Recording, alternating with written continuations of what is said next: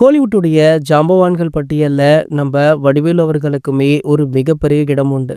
இவருடைய காமெடிகள் இல்லாத இடங்களே இருக்க முடியாது. இன்றளவுமே பல மீம் டெம்ப்ளேட்டுகள் ஜொலிப்பதற்கு இவருடைய காமெடிகள் தான் முக்கிய காரணமாக இருந்துட்டு இருக்கு. வடிவேலு அவர்கள் ஒரு சில ஆண்டுகளுக்கு பின்னர் மீண்டுமே தமிழ் சினிமாவுல கம்பேக்குமே கொடுத்திருக்காரு. தொடர்ச்சியாக பாத்தீங்கன்னா சினிமா படங்கள்ல நடிச்சிட்டு இருக்காரு. என்னதான் காமெடிகள்ல கலக்கினாலுமே வடிவேலு அவர்கள் ஒரு சில விஷயங்கள்ல ரசிகர்களை இன்னமுமே அதிருப்தியா தான் வச்சிருக்காரு. அந்த வகையில பாத்தீங்கன்னா பல வருடங்களுக்கு முன்பு இவர் கேப்டனை பற்றி பேசியது, அதன் அடுத்து பாத்தீங்கன்னா மீண்டுமே ஒரு சில சர்ச்சைகள்ல சிக்கினார். அதன் பின்னர் தற்போது அதிரடியாக படங்கள்ல நடித்து தான் விட்ட இடத்தை பிடிப்பேன் அப்படின்னு உறுதியாகவுமே இருக்காரா. இந்த நிலையில பாத்தீங்கன்னா தற்போது நடிகர் வடிவேலு அவர்கள் திமுகவிற்கு வேலை செஞ்சுட்டு இருக்காரு. இது வெளிப்படையாகவே பலருக்குமே தெரிந்த விஷயம்தான். திமுக தான் பாத்தீங்கன்னா தொடர்ச்சியாக வடிவேலு அவர்களுக்கு ஒரு சில படங்களை கமிட் பண்ணியுமே கொடுக்கறாங்க. அதுவும் குறிப்பாக உதயநிதி ஸ்டாலின் அவர்களுடைய ரெட் ஜெயின் மூவிஸ் தயாரிக்கிற அனைத்து படங்களிலுமே நம்ம வடிவேலு அவர்கள் இடம்பெறுவார் அப்படின்னு சொல்லப்படுது. இதனை தவிர்த்து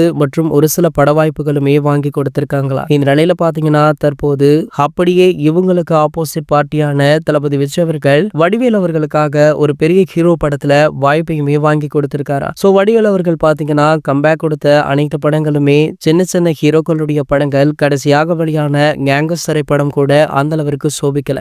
கண்டிப்பாக தளபதி விஜய் அவர்கள் வாங்கி கொடுத்த இந்த வாய்ப்பை சரியாக பயன்படுத்தி வடிவேலு அவர்கள் நிச்சயம் கம்பேக் கொடுப்பார் அப்படின்னு எதிர்பார்க்கப்படுது. என்னதான் வடிவேலு அவர்கள் திமுகவிற்கு வேலை செஞ்சாலுமே தளபதி விஜய் அவர்கள் செய்த இந்த செயல் பலரையுமே அதிர்ச்சிக்குள்ளாக்கி இருக்கு.